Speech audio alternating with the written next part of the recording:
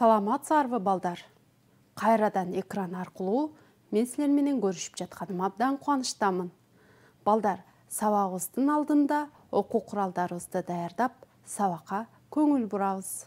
Бүгүнкү сабактын темасы Австралиянын калкы, Австралия Союзу жана Океания. Балдар, бүгүнкү сабакта биз Австралиянын калкынын отурукташуусун, Австралия Союзун жана Океаниянын физикалык, географиялык абалын окуп үйрөнөбүз. Австралиянын калкы азыркы кезде эки топтон турат.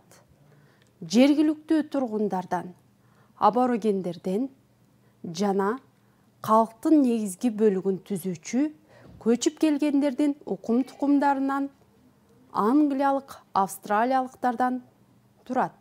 Көптөгөн окумуштуулардын маалыматтарында Австралия калкы алгачкы жолу мындан 40 миллион жыл илгери пайда болгон. Алар түштүк чыгыш Азиядан көчүп баргандардын укум-тукумунан келип чыккан. Европалыктар барганга чейин жергиликтүү тургундар өнүгүүнүн төмөнкү деңгээлинде турушкан. Аборигендердин аң улоочулук жана мөмө жемиштерди жыйноо менен күн өткөрүшкөн. Австралия дүйнөдөгү калк эң сейрек отурукташкан өлкө болуп саналат. Калктын орточо жыштыгы 1 километр чарчы жерге 2 киши туура келет. Башка материктердин ичинен Австралия калкынын өтө төмөнкү жыштыгы менен айырмаланып турат. Материкте азыркы учурда 19 миллиондон ашык калк жашайт.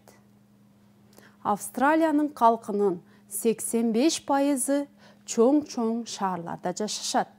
Мисалы, Сидней менен Мельбурнда 6 миллиондон ашык калк отурукташкан. Жергиликтүү аборигендердин саны 250 миң. Башкача айтканда, өлкөнүн калкынын 1,5%-ын гана түзөт. Демек, калкынын дээрлик баары Европадан келгендердин тукуму болуп саналат. Материктин аймагы боюнча калк ар кыл отурукташкан. Анын көпчүлүгү материктин жаратылышы ыңгайлуу, түштүк чыгыш жана чыгыш тараптарында, ал эми азырагы түштүк батыш чет жакаларында жыш отурукташкан. Ал эми ичкери аймактарында, жаратылышы катаал жерлеринде жана бүткүл түндүк тарапта калк өтө эле сейрек. Ал эми ал аймактарды негизинен жергиликтүү аборигендер мекендейт. Жергиликтүү калктын абалы, жашоо тиричилиги төмөнкү деңгээлде. Анткени материкке европалыктар келгенден кийин жергиликтүү калк материктин кургак аймактарына сүрүлүп ташталган. Мындай кордук зомбулуктун кесепетинен тасмандыктар дээрлик кырылып, жок кылынган. Ушундан улам жергиликтүү калктын саны кескин азайып, азыркы учурдагы айрым маалыматтарга караганда аборигендердин 50 миңе гана баш калкалап жашап келишет деп айтылат. Австралия түштүктөгү белгисиз жер голландиялыктар тарабынан 17-кылымдын башында ачылган, бирок 18-кылымдын аягында англичандар тарабынан өздөштүрүлө баштаган. Көп убакыт бою метрополиядан 20 миң километр алыс жаткан колониялык сүргүнгө айдалгандардын жери болуп келген. 19-кылымдын башында бош жер жетишпегендиктин себебинен андан кийин материктин аймагын өздөштүрүү күчөгөн. Натыйжасында келгендердин капитализми өлкөсүнө айланган. 1901 жылы Австралия Союзу пайда болгон. Австралия Союзу Австралиянын расмий аталышы. Толук бир континентте жайгашкан дүйнөдөгү жалгыз өлкө. Өлкөнүн аймагына материк жана ага жакын жайгашкан бир нече аралдар кирет. Аймагынын чоңдугу боюнча дүйнөдө 6-орунда турат. Борбору Канберра, шаары. Расмий тили англис тилинин австралиялык диалектиси болуп саналат. Башкаруу формасы парламенттик монархия. Аянты 7,6 миң чарчы чакырымды түзөт. Кыргызстандын аянтынан 38 эсе чоң келет. Калкынын саны 24 миллион адамга жетет. Түштүк жарым шаардагы экономикасы кубаттуу өнүккөн эгемендүү мамлекет. Экономикасынын көлөмү боюнча дүйнөдө 13-чү орунда жана ички дүң өндүрмө боюнча 6-чы орунда турат. Британия ынтымагына кирет. Өлкөнүн чарбасынын өсүп өнүгүшүнө тарыхый жана жаратылыш факторлору ар түркүн ресурстары чоң таасирин тийгизип келет.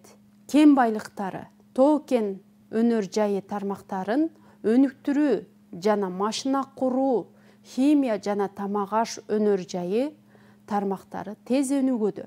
Өлкөнүн айыл чарбасынын тармактарында мал чарбачылыгы жана дыйканчылык жакшы өнүккөн. Айыл чарбасында башкы орунду жайыттар ээлейт.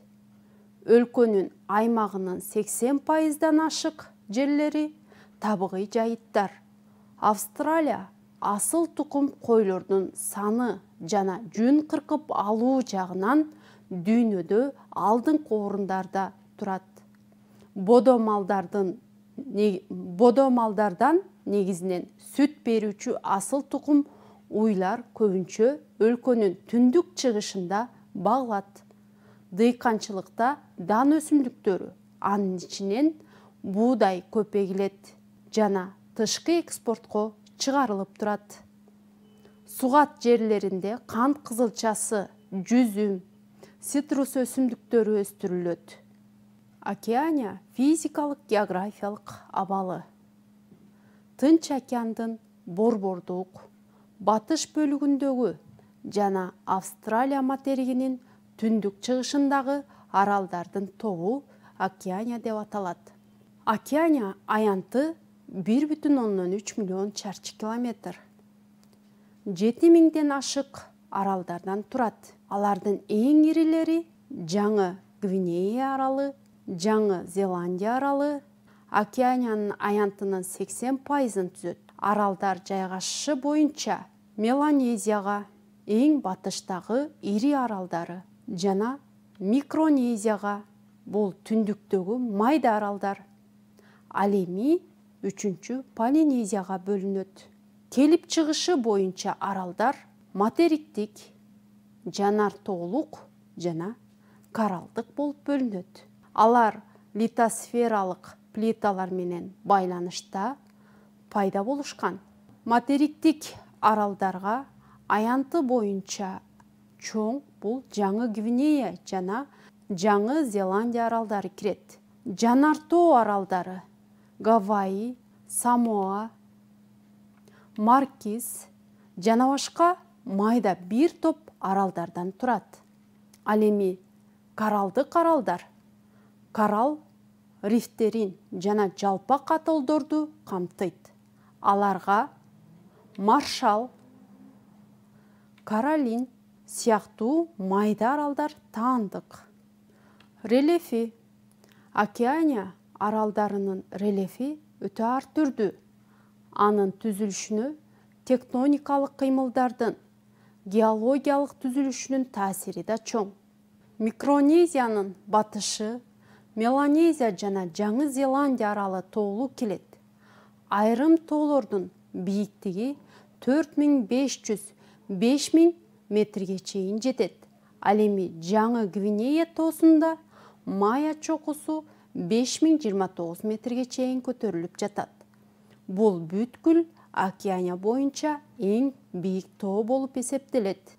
Полинезия жана Микронезиянын чыгыш аралдары жапыс риф атолдору басымдуулук кылып, бөксө тоолор кездешет. Анда балдар алдыдагы видеого көңүл бургула.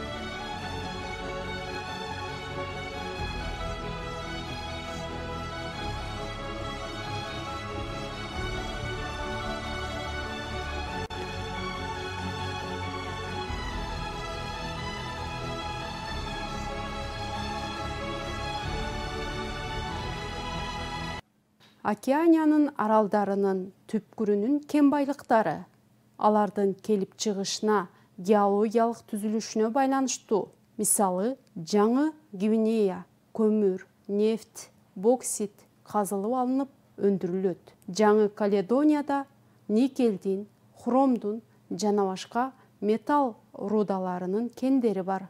Ал эми Жаңы Зеландиядагы Бугенвал аралында жез кездешет. Атолл аралдарында фосфорит кендери да табылган. Климаты Океаниядагы аралдардын көбүнүн климаты бул тропиктик климаттык алкакта жатат. Австралия менен Азияга жакын жаткан аралдарда субтропиктик климат болот. Мээлүүн климат басымдуулук кылат. Эң жылуу август айынын орточо температурасы түндүгүндө 25 градус Цельсий, ал эми түштүгүндө февраль айында 16 градус Цельсийге чейин жетет. Эң суук февраль айынын температурасы түндүгүндө 15,5 градус Цельсий, ал эми түштүгүндө август айыныкы 5 градус Цельсийге жетет. Океандын суусунун үстүндө абанын басымынын оошуп көтөрүлүшү катуу шамалдын пайда болушуна алып келет. Океандын аймагына жаан-чачындар аркылуу түшөт. Башкача айтканда, мол келет. Жылдык жааган жаан-чачындардын үлүшү бул чыгышында 1000 миллиметрге чейин жетсе, ал эми батышында 3000–4000 миллиметрге чейин жаан жаайт. Ал эми Гавай аралдарында жылына 12500 миллиметрге чейин жаан-чачын түшөт. Ал жер шарындагы эң нымдуу аймак болуп эсептелет. Дарыя тармактарынын көбү батыш бөлүгүндөгү ири аралдарда гана өрчүгөн. Алар жаан-чачындардан куралат. Топурагы жана өсүмдүктөрү Океаниянын аралдары материктерден алыс оочолонуп жатышы, кургактыктын аянтынын чакан болушу, суу мейкиндигинде ээлеген абалы алардын органикалык дүйнөсүнө чоң таасирин тийгизип келет. Демек, кыртыш өсүмдүктөрү бири-биринен өзгөчөлөнүп турат. Экватордо, тропиктик токойлордо кызгылт, сары феролит, сары кызгылт, сары күрөң, батыш тараптарында тоо, шалба топурагы өрчүгөн. Океаниянын өсүмдүктөрүнүн көбү эндемик болуп саналат. Алсак, Жаңы Зеландияда 78%, Гавай аралдарында 90%га чейин өсүмдүктөрдү эндемик келет. Тропиктик экватордук алкактын батыш бөлүгүндө, нымдуу тропиктик токойлордо пальма, анын түрлөрү саго, кокос өсөт. Кокос пальмасынын узундугу 30 метрге чейин жетет. Жаңы Зеландия аралынын тоолорунун карталарында субтропиктик ийне жалбырактуу токойлор, кызыл кайрагайлар басымдуулук кылат. Жаңы Зеландияда дүйнөдөгү ананастын 90% жыйналып алынат. Океания колонияга айландырылган мезгилден баштап өсүмдүктөрдүн составдык түрлөрү өзгөрүлдү. Азыркы кезде токойлордун кыйла үлүшүн кол менен отургузулган көчөттөр түзөт. Анткени табыгый токойлор Жаңы Зеландияда жана башка аралдарда өтө көп кыйылып кеткен. Гавай аралдарынын саванналарында Америкадан алынып келинген кактустар пайда болду. Коралл рифтери жана атолл аралдарынын органикалык дүйнөсү океан менен тыгыз байланышкан. Аралдарда нымга, деңиз тузуна каныккан, катуу шамалдарга ыңгайлашкан токойлор менен бадалдар өсөт. Океаниянын аралдары жаратылыш ресурстарына бай келип, аралдардагы ар түркүн түстөгү токойлордун түрлөрү, мөмө жемиштери, гейзерлер жана башка жаратылыш тартуулаган байлыктары бар. Океаниянын көп бөлүгүнүн жаныбарларынын түрүнүн саны жагынан кедей келет. Аларда сүт эмүүчүлөр жок. Жаңы Гвинеяда кенгурулар көбүрөөк тараган. Жаңы Зеландияда учпай жүгүрүп жүрүүчү канаттуулар кивилер жашайт. Анткени бул жерлерде жырткыч айбандар, уулуу жыландар болгон эмес.